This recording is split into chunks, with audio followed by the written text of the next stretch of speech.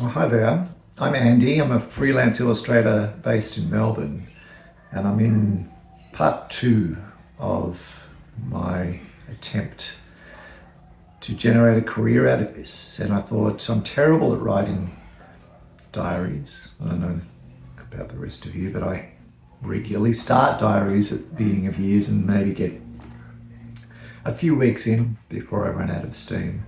But I really wanted to document my journey for a few reasons. It'd be nice to look back on it and see what worked and what didn't work.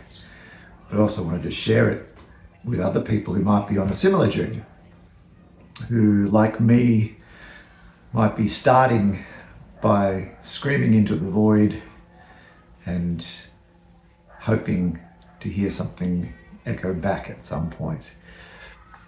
I plan for these videos to sort of be weekly, somewhere between 5 to 10 minutes, because we ain't got time for anything longer than that. And mostly it'll be a check-in to see how I'm going, what I'm doing to try and generate some freelance illustrating business, and what's working for me, what's not. That's a pretty long list at the moment. But if you're somebody that is on a similar path, you're wanting to pursue a creative career, then I hope you'll get something out of this and maybe we can share some stories. And if you're just somebody who likes to follow human drama unfolding, then you'll probably get something out of it as well. These will be raw. I never made these sorts of videos before. I have never edited a video before, so we'll see how that turns out. But there won't be a lot of bells and whistles. But it'll be nice to be able to chat about my progress, share with you some of my process, some of my inspiration. I hope at some stage I'll get the chance to bring a few other people into the conversation. I know some very talented people working in the creative space. So that's the main reason for doing this. And I thought I'd start with the story so far, because I'm planning on calling this the Freelance Illustrator's Journey 2.0. Because the truth is, I had a couple of fabulous years as a freelance illustrator quite a while ago now. And those were the happiest working days of my life. And I'm at a stage now where I'd really like to try to rekindle that in a very different landscape. At some stage in videos to come, I'll probably talk about those challenges. There's lots to talk about in terms of AI. There's lots to talk about the extremely competitive market that's out there, particularly with websites like Fiverr and the like, and what that means for a freelance creative in today's age. So this might not work. You might follow along, you might be drawn into this drama, and it might not have a happy ending. But there's one thing I know, is that this is something I'm very, very passionate about. It's something I know that it's worth investing my time in. And I hope that somebody might find it inspirational, or at least be enough of a tickle for them to get off their couch and maybe do something similar. Let's see. We'll see where it goes. So let's quickly encapsulate the story so far. And if you hear dogs barking and there's a primary school across the road, primary school my kids used to go to, that's there's lots of happy screaming children. I hope it doesn't distract too much. So I went to uni and studied a science degree and fell in love with psychology and stayed on to do a PhD that ultimately didn't go anywhere. But I had a great time in the research space, but just wasn't very good at it.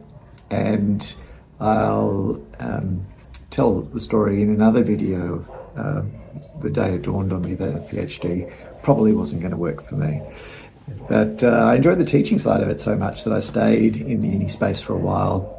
And then eventually it was around the time that the web was starting to really take off as a potential platform for delivering educational programs. And I put my hand up to learn how to design the psychology website. And that ultimately became my ticket out of university into a web design career. And I spent quite a lot of time in web and graphic design. And I kind of got to the end of a graphic design or web design job. And you get to a point with web design, I think a lot of web designers might know about this. You realise you've probably got to the point where you feel like you're designing the same thing over and over again. So I'd hit a wall. And I was lucky enough to get a kick up the backside to send my folio out and approach some children's book publishers. And I had, up to that point, just wanted my folio to be perfect, and it was never going to be perfect, and I would have ended up never sending it out. But the kick up the backside was most welcome, because it turned out that a short space of time had passed after I had sent some samples out by email, and I was just doing some follow-up calls with the lovely Helen Chamberlain from Lothian Children's Books at the time, which were working under Hachette Australia. And I just asked if I could come in and show my folio, and they said yes, which was amazing. And I went in and I shared my folio, and I sat in a small office with Helen and one of her lovely assistants, and they were just leafing through my folio, and they stopped on some illustrations I had done of some fairies. And it turned out that they had a series of fairies books that they had written by a lovely author, Eleanor Coombe, from Tasmania, but they didn't have an illustrator yet. So they asked me whether I would be interested in drawing a couple of examples of what some of the characters might look like. So obviously I raced home and I did that, and sent them back so that they could have a look at them and share them with Eleanor. And it turned out it was a good fit, and I ended up being a part of the Faraway Fairies series with Eleanor as her illustrator for 12 books.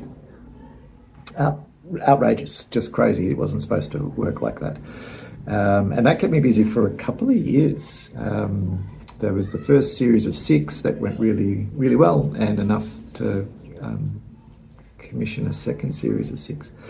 And it was a lovely time working closely with Eleanor and with Helen and with Hachette to get things delivered. And I'll do a bit of a deeper dive into that whole process a bit later on, because it's pretty cool. But after a couple of years, it was around the time the global financial crisis hit, and unfortunately it made a lot of industries contract, and it included the publishing industry, and it became really difficult for unknown freelancers to get their foot in the door. And I spent a lot of time trying to get some more work, and I wasn't having a lot of luck. And I just couldn't actually justify spending all of that time without any income coming in, with 3 lovely young kiddies and a family to support. So I actually went into teaching and spent nearly 10 years as a high school science teacher, all of it at a fantastic school that gave me so many great opportunities. And but I got past the pandemic and ran out of gas, ran out of steam, and needed a change. Moved into an edu-tech area, working for a fantastic company developing science resources for teachers. So I still felt connected to teaching and to science. But all along I was still missing the creative drive beyond the creativity that comes from crafting lessons. And so in the last year or so, I started getting the folio together again and sending out some links and knocking on some virtual doors. And I ended up being really lucky finding a part-time illustrating job for a group called the Sketch Group in Melbourne. And it was just too good an opportunity to pass up getting regular part-time work doing illustrating. And it's great fun, and they're really lovely people. But I need, in those extra days, to find some additional work. And that's what this whole video series will be about. It'll be about that extra work that I'm looking for, and how I go about trying to attract the attention of children's book publishers, what strategies I'm using, how frequently I'm contacting them, and trying to get a feel for what's the right cadence so that I don't feel like I'm spamming them, but they know that I'm there.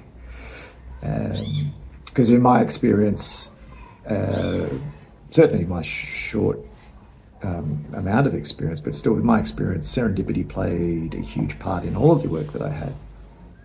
And it really means getting your work in front of the right art director at the right time. You need to have the style that they're looking for, and they need to have a project that it feels like it's going to fit.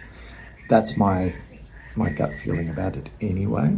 And your work might not be the right fit for all publishers, or it might be the right fit for them, but not at that time, which is why I'm using this strategy of being methodical about how often I reach out, keeping track of how I'm doing it, who I'm sending things to, and remembering that it's almost a full-time job keeping track of who to send things to, because the industry is still very dynamic. People move around into different positions relatively frequently, and so you might be sending things to a publisher one month and they're moving into a different role in the next month. So keeping track of who to send things to is kind of a really important part of this. But anyway, that's the story so far. So I'm trying to rekindle that fabulous experience that I had back in what's going to be over 15 years ago now. And as I said, in a landscape that is extremely different. So I hope that's enough for you to feel like you might want to follow along on the ride. I know that I talk a lot, and even when I go in and edit this, it'll likely still be reasonably long. But it's the first one. It's my first video. You've heard my backstory. It'll be a lot shorter and punchier next time, I promise. But I do want to finish each of my videos in some particular fashion, and I figured one of the things that came to my mind was just talking about simple pleasures that I'm grateful for. So I'll try and think of a simple pleasure that I'm grateful for and that I can share with you at the end of each video. And in this case, the one that immediately leapt to mind, because it's, as much as it's a gorgeous sunny day here in Melbourne at the start of May, the mornings are extremely cold. So my simple pleasure for today is a nice hot shower. And I know it is absolutely a pleasure, and not everybody gets to enjoy them. So I'm extremely grateful for my hot showers.